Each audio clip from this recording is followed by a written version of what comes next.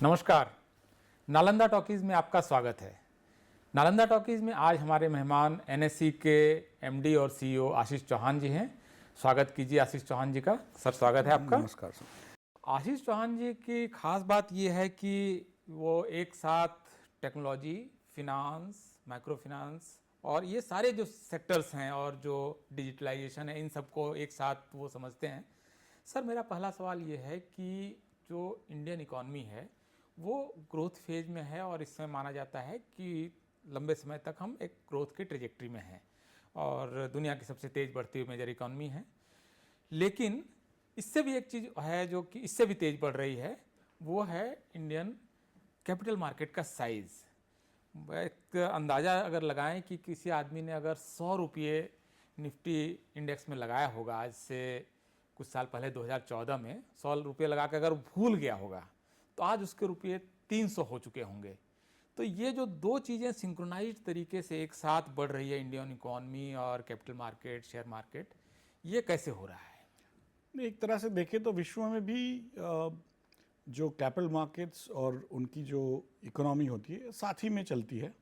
एक जो capital market का एक फ्रेमवर्क है जिसमें जो बड़ी बड़ी कंपनियां होती है, इवन आजकल भारत में तो छोटी कंपनियां भी स्टॉक मार्केट में आके पैसे जुटा लेती है। तो जब वो देश आगे बढ़ता है तो स्वाभाविक है कि उनकी जो कंपनियां हैं उनका मुनाफा भी बढ़ने की संभावना रहती है, और मुनाफा बढ़ता है तो स्वाभाविक है कि उनके शेयर्स के दाम भी बढ़ते हैं, क्योंकि उनके अल्टीमेटली जो प्रॉफिटेबिलिटी है उसके ऊपर शेयर के दाम तय होते हैं। तो मेरे हिसाब से पिछले 400 साल से जब से स्टॉक मार्केट बना है विश्व में, पहला stock exchange Amsterdam stock exchange में बना था करीब 1602, कोई कहता है कोई कहता है 1607 में, लेकिन जब एम्स्टर्डम में बना था उसके बाद करीब 400 साल से अधिक हो गए। और यही देखने मिला कि जो देश में आर्थिक प्रगति होती है तो उसका स्टॉक मार्केट का भी प्रगति होना जरूरी है। राइट। सर 2014 के बाद खास करके अगर आप देखें तो इकॉनमी को फॉर्मल करने पर बहुत ज़्यादा जोर है कि जो है सब कुछ वो फॉर्मल इकॉनमी का साइज जो है बड़ा हो। जो 50% के आसपास फॉर्मल इकॉनमी थी अब वो 70% से ज़्यादा हो चुकी है। इसमें कुछ बहुत महत्वपूर्ण पहल इस बीच में हुई है, जैसे कि जीएसटी के जरिए टैक्स जो रिफॉर्म्स हुए हैं वो है, आईबीसी जो है वो एक तरह से इंसॉल्वेंसी और जो बैंक्रप्सी का एक नया कोड आया है जिसकी वजह से इकॉनमी के जो एक मेजर ड्राइवर्स हैं उनको एक तरह से थोड़ा सीमलेस चीज़ों को किया गया है। इसके अलावा डिजिटलाइजेशन है, यूपीआई पेमेंट है। तो ये जो रिफॉर्म्स हैं इसने इंडियन कैपिटल मार्केट को किस तरह से बूस्ट किया और इसका क्या दोनों का कोरिलेशन क्या है, किस तरह से आप इसको देखते हैं? स्वाभाविक है कि जब आप फॉर्मलाइज करते हो कोई भी इकोनॉमी को तो उसमें ज़्यादा से ज़्यादा पैसे जो बाहर घूम रहे थे, जो एक तरह से रडार के नीचे था, वो रडार के ऊपर आ जाता है, तो वो ज़्यादा प्रोडक्टिव होते हैं। वो जो धन है वो ज़्यादा प्रोडक्टिव होता है। और जो आपने कहा कि जो फाइनेंशियलाइजेशन का एक फ्रेमवर्क आया, जो फॉर्मलाइजेशन का एक फ्रेमवर्क आया 2014 में जब आदरणीय प्रधानमंत्री जी ने कार्यभार संभाला, तो उस समय भारत के टोटल मार्केट कैपिटलाइजेशन, जो जितनी भी कंपनियां लिस्टेड है एनएससी के अंदर, तो उसका टोटल मार्केट कैपिटलाइजेशन करीब 67-68 लाख करोड़ रुपया था, जो मेरी मेमोरी सही है तो। और आज करीब 430-440 लाख करोड़ से अधिक हो गया है। तो स्वाभाविक है कि 12 साल भी होने आ गए, तो उतनी प्रगति जरूर हुई है। 6-7 गुना मार्केट कैपिटलाइजेशन बना है।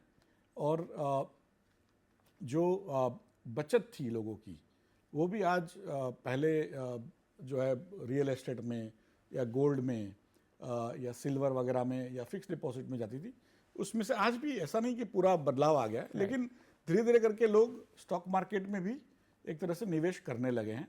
तो उस समय मुझे लग रहा है कि करीब 3% ऑफ द टोटल जो सेविंग्स था वो स्टॉक मार्केट के जरिए था। आज मुझे लग रहा है कि उससे 3-4 गुना हो गया। तो लोगों का भरोसा जो भारत की कंपनियों पे बढ़ा है कि ये कंपनियां पैसे जुटाती है, आमदनी भी देती है, जॉब क्रिएशन होता है, तो स्वाभाविक है भारत का ग्रोथ भी होता है।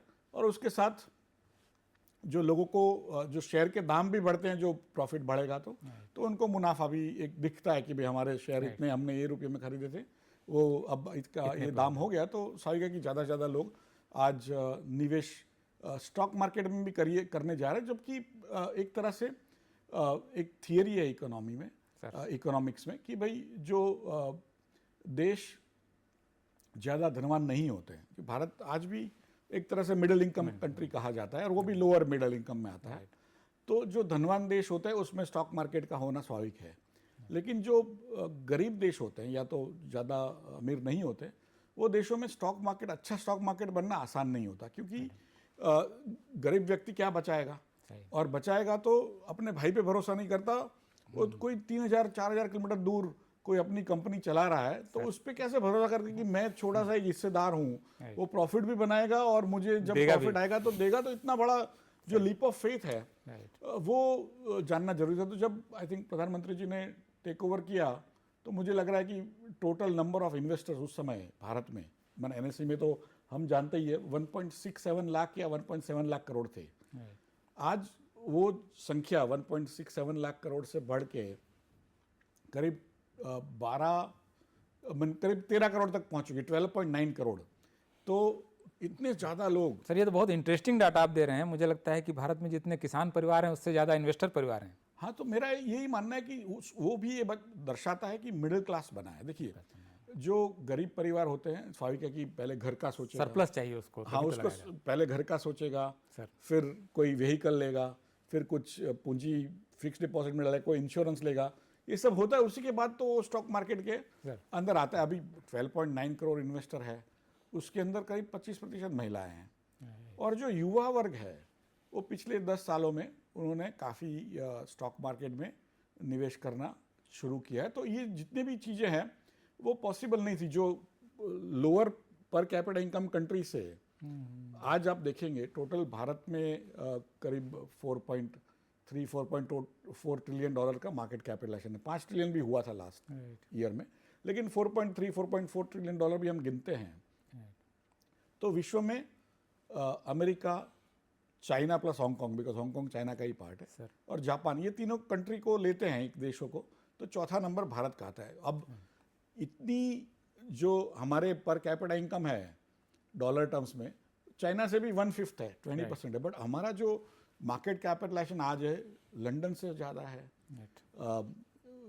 जर्मनी से ज़्यादा है। तो कई बार लगता है कि ऐसे देश में लोगों को इंडस्ट्री पे कैसे भरोसा हुआ, क्योंकि ये जो इंफ्रास्ट्रक्चर बना, आपने जो कहा फॉर्मलाइजेशन, वो तो फाइनेंस का फॉर्मलाइजेशन है, टैक्स का फॉर्मलाइजेशन है, लेकिन जो इंफ्रास्ट्रक्चर बना, जो रोड या टेलीफोन की जो कनेक्टिविटी आई सुविधा, 3G, 4G, 5G, उसने भारत को एक तरह से जोड़ दिया। और हर व्यक्ति आज मोबाइल के जरिए ट्रांजैक्शन भी कर सकता है। कोई चीज़ को खरीदना है, सामान्य चीज़, घर वस्तु खरीदनी है, तो वो भी वो खरीद सकता है, और फिक्स डिपॉजिट भी कर सकता है, साथ में स्टॉक म्यूचुअल फंड भी खरीदता है, स्टॉक मार्केट में भी उनको कुछ निवेश करना है तो कर सकता है। तो मुझे लग रहा है कि ये जितनी भी चीज़ें, जनधन आधार मोबाइल मेरे हिसाब से एक बड़ा फ्रेमवर्क रहा, और किसी ने उस समय नहीं सोचा था। 2014 में जब प्रधानमंत्री जी ने कार्यभार संभाला, तो मुझे लग रहा है एक स्वच्छ भारत का उन्होंने एक ऐलान किया, और दूसरा जनधन आधार मोबाइल, करीब 20-25 करोड़ से भी अधिक अकाउंट्स खोले गए।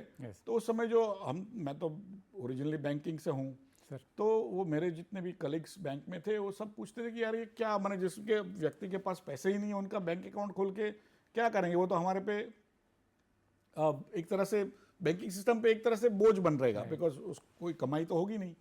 लेकिन जिस तरह से उन्होंने ये पूरी स्टेप बाय स्टेप सोची होगी उस समय, किसी ने नहीं बताया था कि इसके बाद अब सबके जो भी सब्सिडी के जो सहायता है वो डायरेक्टली पहुंचेगा, फिर मोबाइल के जरिए वो पैसा पहुंचते ही वो उसका इस्तेमाल भी कर पाएगा। और ये सभी चीज़ें इतनी अद्भुत हुई है भारत में। मेरा ऐसा मानना है कि अमेरिका में भी, मैं तो आए दफ़ा जाते रहता हूँ, यूके में, इतना जो मोबाइल का यूसेज है हमारे वहाँ, जो रोज़मर्रा की जिंदगी में, जैसे कोविन हुआ, हमने वो उसके लिए भी मोबाइल के जरिए किया। तो विश्व में ऐसी कोई जगह नहीं है जहाँ पे इतना ज़्यादा मोबाइल का उपयोग करके लोग कॉमर्स भी करते हैं, गवर्नेंस में भी हिस्सा लेते हैं, और गवर्नेंस को जैसे ई-गॉव वगैरह कई सुविधाएं सरकार ने उसके द्वारा बनाई है। तो भले हम पर कैपिटा इनकम में छोटे रहे हो, लेकिन ओवरऑल जो हाई टेक्नोलॉजी जो आगे जाकर के आपको इनकम देती है, मेरा ऐसा मानना है कि जो देश टेक्नोलॉजी को अपनाएगा वो देश आगे जाकर के और धन बनाएगा। जो देश आज धनवान है लेकिन टेक्नोलॉजी को नहीं अपनाता है तो वो धीरे धीरे करके पीछे छूट जाएगा, क्योंकि टेक्नोलॉजी एक माध्यम है विश्व में। पिछले 1000 साल, 10,000 साल, 1 लाख साल ले लो, मानव जात का जो इतिहास है, जो प्रगति हुई है, सिर्फ और सिर्फ टेक्नोलॉजी के माध्यम से ही हुई है। और जितना भी जो वेल्थ बनता है वो नई टेक्नोलॉजी बनाती है। तो जो देश टेक्नोलॉजी को अपनाता है और उसके पास ऐसे लोग हैं, हमारे पास ऐसे लोग क्यों हैं? हम विश्व में सबसे ज़्यादा टेक्नोलॉजी को अपनाने वाले देश क्यों बन गए? मोदी जी के कार्यकाल में ही बने, लेकिन क्यों बने? ऐसा मेरा मानना है कि बेसिक एजुकेशन आज सब जगह पे पर्याप्त अवेलेबल है, लेकिन जो देश में सबसे ज़्यादा युवा होते हैं, बच्चे होते हैं, वो ज़्यादा से ज़्यादा टेक्नोलॉजी को अपना सकते हैं, क्योंकि उनके लिए तो हर चीज़ नहीं है, तो नई चीज़ भी सीख लेते हैं। जो मेरे एज का कोई हो 50, 55, 60 साल का, तो उसको कोई नई चीज़ सीखना आसान नहीं होता है। तो जो देश में ज़्यादा से ज़्यादा नए माने बच्चे होते हैं और नौजवान होते हैं, तो वो देश जो है ऊपर भागते हैं, उसको डेमोग्राफिक्स कहते हैं। एग्जैक्टली, उसका डिविडेंड है हम हाँ, तो एक जापान आप देखेंगे तो अब काफी तो वो ओल्ड हो गया, डिक्लाइन पर जा रहा है। चाइना भी सडनली ओल्ड हो गया। राइट, अब इंडिया बचा है जो यंग कर रहा है और फ्यूचर लुकिंग है, जबकि हमारे देश के बगल में बल्कि सर मुझे लगता है कि स्टॉक मार्केट एक तरह का वो मार्कर या इंडिकेटर भी है कि फ्यूचर कहाँ जा रहा है, इसको समझने का, क्योंकि फ्यूचर को फैक्टर इन करता है शेयर मार्केट कि कोई कंपनी कहाँ जाएगी, उसके हिसाब से प्राइसिंग होती है। तो वो एक बहुत मुझे लगता है इंपॉर्टेंट है। लेकिन आपने जो कहा उसमें मेरे लिए सबसे इंपॉर्टेंट टेक अवे ये है कि आपके जो इन्वेस्टर्स हैं, आप एनएसईज और ये सब जो पूरा स्ट्रक्चर है इसके अंदर, उसमें महिलाओं की इतनी अच्छी संख्या जो है, ये बहुत दिलचस्प डाटा है। और इसमें शायद ये भी हुआ कि इस बीच में महिलाओं के सशक्तिकरण के बहुत ज़्यादा काम मोदी जी के आने के बाद से हुए। उसमें लखपति दीदी की योजना जैसे बनाई गई, या जो स्टैंड अप इंडिया लोन है कि हर बैंक का हर ब्रांच साल में एक महिला को एंटरप्रेन्योर बनाएगा और उसके लिए लोन देगा, या महिलाओं तक बहुत तरह के पैसे पहुंचाएगा। मुद्रा का में 50% तक बेटी बचाओ बेटी पढ़ाओ। हाँ, तो महिलाओं के लिए इतने सारे, और जितनी भी सहायता है बच्चों की भी, वो महिला के अकाउंट में ही जाती है। हाँ, है ना? तो स्वाभाविक है कि बचत करने वाली ज्यादा ज्यादा कैश उनके पास गया है और उसका एक हिस्सा शेयर मार्केट तक भी आया है, आप ये कह रहे हैं। करेक्ट। और ये महिला जागरूकरण जो हुआ है, और महिलाओं के हाथ में भी मोबाइल फोन है। यस, तो उनको भी मालूम है कि कहाँ पर मुझे एक तरह से रिस्क फ्री इन्वेस्ट करना है, बैंकों में कहाँ थोड़ा रिस्क ले सकते हैं, वो सब चीजें आज की महिला जो जानती है। जी, मेरी दीदी खुद भी इन्वेस्टर हैं, इसलिए मतलब मैं समझ सकता हूँ कि ये चीज़ें किस तरह से हाल के फिलहाल के वर्षों में ये हुआ है। इसमें सर एक चीज़ ये भी है कि उन्होंने महिलाएं चूँकि अपने फिनांस को लेकर, घर के फिनांस को लेकर बहुत अलर्ट रहती हैं, तो उन्होंने अपने आसपास की महिलाओं को देखा होगा कि किस एसेट क्लास में पैसा लगाने से पैसा बढ़ता है। तो उन्होंने ये पाया होगा कि गोल्ड के अलावा बाकी सारे एसेट के क्लास में पैसा फंसता है या नीचे गिरता है। तो जो कैपिटल मार्केट है वहीं पर उन्होंने देखा होगा कि ग्रोथ हो रही। शायद ये अपने लिव्ड एक्सपीरियंस से उन्होंने ये सीखा होगा कि ये वो जगह है जो हमें पैसा बनाकर दे सकता है। शायद ये भी एक वजह रही होगी। जरूर जरूर, क्योंकि बाकी एसेट क्लास तो थोड़े से फंसे हुए हैं इस दौरान। एडवर्टाइजमेंट वगैरह का अपना एक वो रहता है, लेकिन पैसों के मामले में बिल्कुल सब लोग कोई जोखिम नहीं है, देखता आसपास से देखता है तो सीखता है। और एक दूसरे को देख करके ही भरोसा बैठता है, अदरवाइज कैसे भरोसा आएगा? क्योंकि पैसा ऐसी चीज है कि भाई बढ़ा तो ठीक है, लेकिन गया तो बहुत तकलीफ देता है। तो इसलिए जो भी व्यक्ति निवेश करता है वो बड़ा सोच सोच के करता है। राइट सर, एक जो शेयर मार्केट का, इंडियन शेयर मार्केट का जो कैपिटल मार्केट जिसको लूज टर्म में शेयर मार्केट बोल सकते हैं, तो उसका जो एक पैटर्न है कि डोमेस्टिक इन्वेस्टर्स जो है उसको एक तरह से अभी हाल फिलहाल में अब उसको ड्राइव कर रहा है। पहले होता था कि एफआईआई ने थोड़ा सा खींच लिया, हम लोग ऐसी हेडलाइन देख देख के थक गए थे कि एफआईआई ने खींच लिया और गिर गए, तो ये बहुत ज़्यादा था। क्या हम वहाँ से थोड़ा आगे बढ़ पाए हैं? नहीं, एक तरह से क्यों होता है, देखिए जब कोई देश प्रगति की राह पर चलता है तो क्योंकि पहले तो प्रगति नहीं कर रहा था सर, तो उनके लोगों के जो अंदर रहते लोग हैं उनको भरोसा नहीं रहता है कि भाई ये मैं निवेश करूं। और स्वाभाविक है कि ऐसी परिस्थितियां भी नहीं थी कि कोई गांव दूर दराज के इलाकों से कोई निवेश भी कर पाए। लेकिन जो फॉरेन, हर व्यक्ति फॉरेन में से यहाँ पे भारत में निवेश नहीं करता है। वहाँ के जो बड़े बड़े म्यूचुअल फंड वगैरह जो प्रोफेशनल जिसको इन्वेस्टर कहते हैं, वो लोग पूरे विश्व में सभी देशों का अध्ययन करते हैं और फिर निवेश करते हैं। तो जब भारत लिबरलाइजेशन करने लगा 91 में 1991 से, तो उसके बाद थोड़े थोड़े करके धीरे धीरे फॉरेनर्स ने भारत में निवेश किया। उनको पता था कि ये देश इतना स्लो चल रहा था, धीरे धीरे करके उसमें इंडस्ट्री बढ़ेगी तो मुनाफा बढ़ेगा, तो वो लोग ने निवेश किया।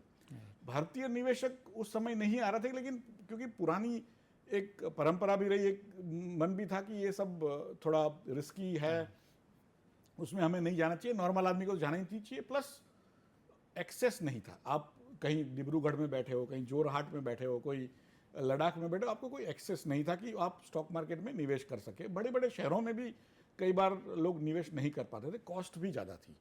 तो धीरे धीरे करके ये ऑटोमेशन हुआ और उसके बाद ही एक तरह से थोड़े ज़्यादा लोग आए, उन्होंने दूसरों ने देखा कि ये लोगों ने थोड़े और रिटर्न्स लिए हैं, तो फिर दूसरे और लोग आए। उसके बाद 2014 में जो मैंने कहा आपको जनधन आधार मोबाइल, मेरे हिसाब से एक सेमाइनल मूवमेंट भारत के इतिहास में वो कहा जाना चाहिए। स्वाभाविक है, जीएसटी एक बहुत बड़ी उपलब्धि है विश्व में। मेरा ऐसा मानना कि ऐसी कोई ऑटोमेटेड इनडायरेक्ट टैक्स की कोई एंड टू एंड सुविधा नहीं है विश्व में जो भारत ने अर्जित की है। तो वो भी एक तरह से भारत का ऑटोमेशन भी दिखलाता है। लेकिन फेसलेस आईटी भी करते हैं, मैंने इनकम टैक्स के वो सब होता है। ओवरऑल जो पिछले 12 साल में हुआ है उसका भी एक कारण रहा। लेकिन जब लिबरलाइजेशन में जब फॉरेनर्स ने आना चालू किया, धीरे धीरे करके भारत के जो निवेशक है उनकी संख्या बढ़ने लगी और उनको भी अच्छा रिटर्न मिला। तो जब फॉरेनर्स को लगता है कि भारत में अब ओवरऑल उनको रिटर्न्स जो मिल रहा था करीब बहुत ज़्यादा मिल रहा था, तो अब उतना नहीं मिलेगा और कोई दूसरे देश में कंपैरिजन में उनको ज़्यादा मिलेगा। ऐसा नहीं कि वहाँ मिलेगा, लेकिन उनको ऐसा लगता है। तो यहाँ से हो सकता है पैसा लेकर के दूसरे देश में ले जाए यार, और अपने खुद के देश में ले जाए। लेकिन भारत के जो निवेशक है उन्होंने तो एक तरह से निवेश करके अच्छे रिटर्न्स पाए हैं, तो वो और निवेश कर रहे हैं। तो पिछले जैसे मार्च 2026 में आई थिंक जो आंकड़े मेरे पास है, लग रहा है 32,000 करोड़ रुपया जो है एक महीने के अंदर इन निवेशकों ने म्यूचुअल फंड के जरिए भारत के स्टॉक मार्केट में निवेश किया। बहुत बड़ी बात है, माने 32,000 करोड़ रुपया बहुत सिप वगैरह का काफी योगदान है इसमें। मेरे ख्याल से लोगों ने सीखा है कि छोटा पैसा भी लगाया जा सकता है। छोटा पैसा हर रोज कुछ बचाओ गुल्लक की तरह, राइट। और फिर स्टॉक मार्केट में भी उसमें से थोड़ा एक हिस्सा डालिए और हो सकता है उसमें कुछ आगे बढ़ सकता है। ऊंचा नीचा होना तो देखिए सर शेयर मार्केट में है ही, इस एसेट क्लास की एक खासियत है। लेकिन जो लॉन्ग टर्म है जनरली आमतौर पर बहुत, अगर उन्होंने थोड़ा स्प्रेड रखा है तो वो बहुत स्टेबल इनकम भी एक तरह से उनको वहाँ मिल रहा है। और इन चीज़ों से लोगों ने सीखा होगा कि हमको यहाँ पर होना चाहिए। सर एक जो यहाँ से अगर फ्यूचरिस्टिक हम थोड़ा सा आउटलुक लें, फ्यूचर की तरफ देखें, तो इंडिया चौथी पांचवी इकॉनमी के बीच कहीं पर है, और जैसे 10वीं इकॉनमी थी, अब इन मोदी जी के शासनकाल में बहुत तेज़ी से इकॉनमी ने ग्रो किया है और हम अब टॉप की तरफ जा रहे हैं। और लोगों का प्रेडिक्शन भी है कि अगले 2 साल में हम तीसरी सबसे बड़ी इकॉनमी बनेंगे, 5 ट्रिलियन वगैरह हम शायद बहुत तेज़ी से अचीव कर लेंगे।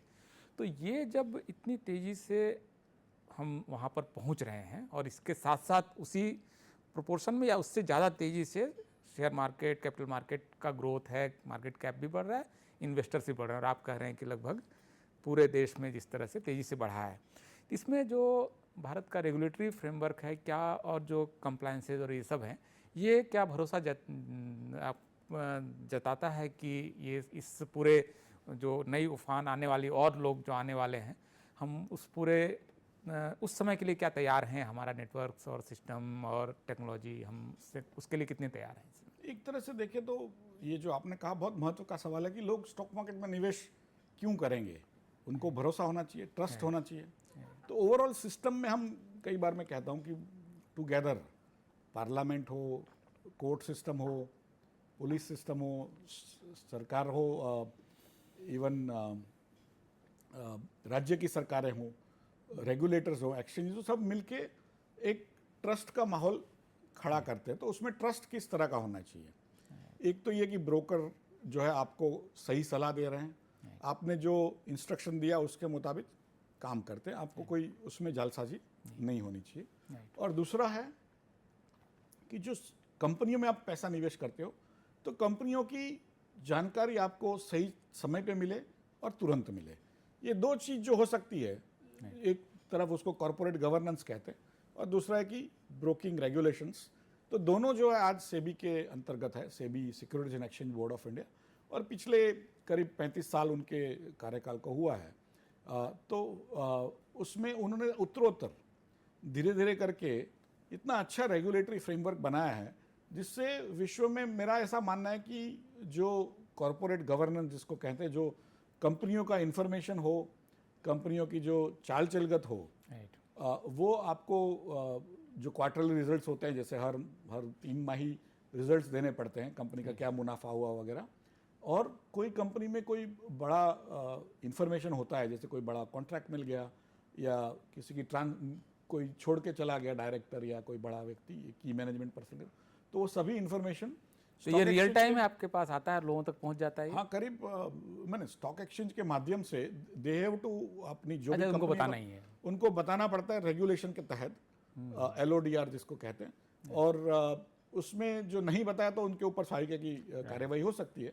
लेकिन हर कंपनी आज बहुत चौकन्ना है और ज़्यादा से ज़्यादा हो सके उतना इंफॉर्मेशन एक्सचेंजेस को देती है और एक्सचेंज के माध्यम से पब्लिक को भी पहुंचता है। और जो ब्रोकर का भी जो रेगुलेशंस है वो सेबी ने बहुत ज़्यादा एक तरह से कंप्लायंस ओरिएंटेड किया हुआ है और उसकी जो फ्रेमवर्क है उसमें भी बहुत सारा ऑटोमेशन हुआ है, तो हर चीज़ को बारीकी से देखा जाता है। उसी की वजह से देखो, आप ऑटोमेशन कर सकते हो लेकिन भरोसा नहीं है तो ऑटोमेशन का कोई मतलब नहीं है। तो ये जो जितने भी जनसंख्या आज स्टॉक मार्केट में निवेश करने के लिए आ रही है, उनको वो भरोसा क्यों है कि भाई कंपनियां प्रॉफिट बना रही है, अब कोई इंफॉर्मेशन दे रही है और उससे फिर आप शेयर के दाम तय भी कर सकते हो आगे जाके क्या होने वाले। तो वो सभी चीज़ों के लिए इंफॉर्मेशन की आवश्यकता है, अच्छे सुदृढ़ रेगुलेशंस की आवश्यकता है, फिर उसका एनफोर्समेंट भी होना चाहिए।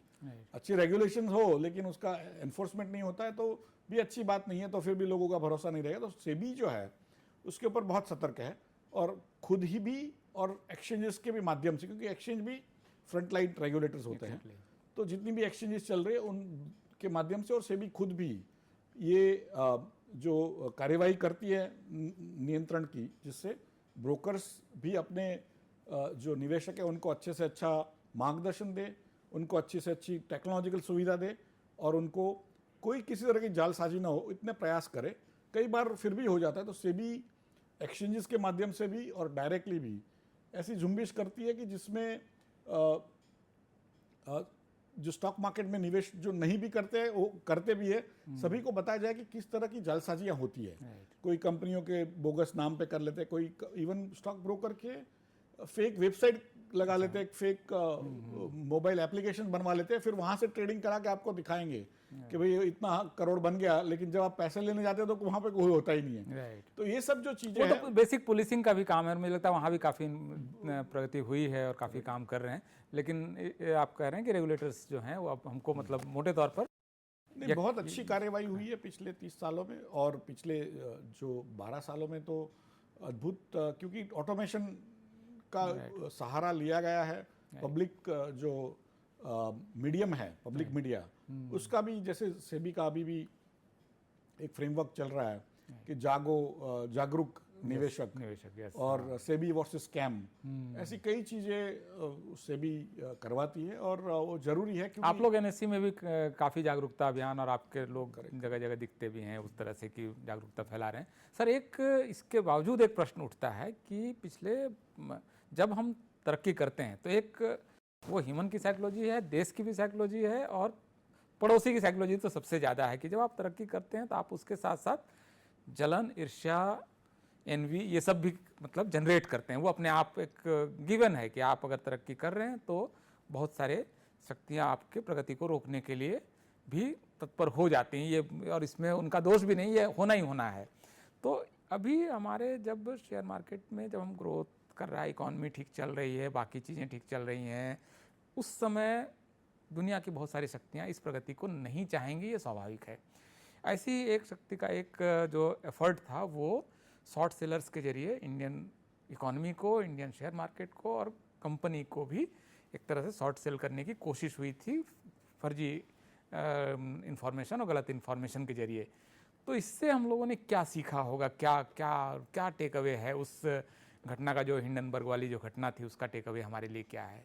नहीं, कई तरह की जो जैसे आप कहते हो कि शक्तियाँ काम करती है वो भी करती हैं, लेकिन मेरे हिसाब से जो शेयर के दाम बढ़ने से कईयों को प्रॉफिट होता है, वैसे ही शेयर के दाम घटने से भी कईयों को मुनाफा हो सकता है। और ऐसे तरह तरह के तर्क और वितर्क दोनों तरफ से लगाए जाते हैं कि कैसे कोई रूमर्स लगाया जाए, कोई इंफॉर्मेशन को अलग तरीके से मोड़ तोड़ के पेश किया जाए। तो वैसे चीज़ें विश्व में हर मार्केट में होती है।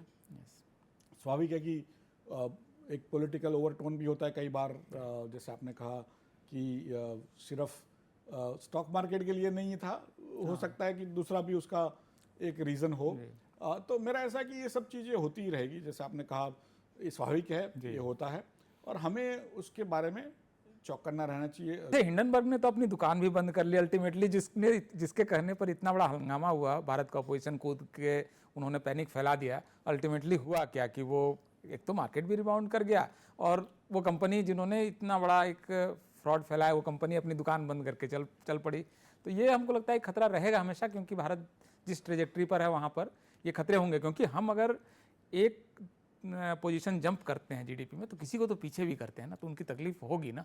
वो अगर हम इंफ्रास्ट्रक्चर में अच्छा कर रहे हैं तो ऑब्वियसली वो चाहेंगे कि भारत में बिजली ना बने, तो हो सकता है कि वो माइनिंग से लेकर सोलर वगैरह को रोकने की कोशिश करें। तो ये एक्चुअली मुझे लगता है कि रियल थ्रेट है और इंडियन जो सिस्टम है वो भी, अपोजिशन और लोगों को भी इसमें एक तरह से इस इशू पर कम से कम कंसेंसस होना चाहिए कि इंडिया के खिलाफ अगर कोई बेट कर रहा है तो एटलीस्ट उनके साथ न खड़े हों। ये एक मुझे लगता है और खुद की विवेक को उपयोग करें, बिकॉज निवेशक का जो पैसा है वो बढ़े तो अच्छी बात है, बट घटना तो नहीं चाहिए। तो आप गलत सूचना की वजह से ना घटे, आप पैनिक में आकर के कुछ कर लेते हो क्योंकि कोई रूमर आपको पास आ गई, तो वो भी एक। और आजकल भी आपने देखा होगा व्हाट्सएप ग्रुप बहुत चल रहे हैं और एसएमएस भी बहुत आता है कि ये खरीद लो, इतना भाव ऊपर जाएगा, या टीवी में भी आता है। मेरा ऐसा है कि आपको अभ्यास करने की जरूरत है। अभ्यास करने का समय नहीं है क्योंकि हमारे सबके पास अपना एक कार्य है। तो आपको म्यूचुअल फंड या ऐसी कोई जहां पर एक्सपर्ट्स बैठते हैं उनके द्वारा निवेश करना चाहिए। जो इन्वेस्टर, छोटे इन्वेस्टर हैं उनके लिए वो सेफ जोन है, एक्सपर्ट्स के जरिए ही करना चाहिए, बिकॉज ये बहुत ज़रूरी है कि हम ये सब झांसे में ना आए। राइट सर, बहुत अच्छी जानकारी आपने दी और मुझे लगता है कि हम बहुत कॉम्प्रिहेंसिव बात करके बहुत ऐसी चीज़ों को समझ पाए जो शायद आम लोगों के लिए थोड़ा कठिन डोमेन है। बहुत बहुत शुक्रिया, आपने समय दिया। बहुत बहुत धन्यवाद। शुक्रिया।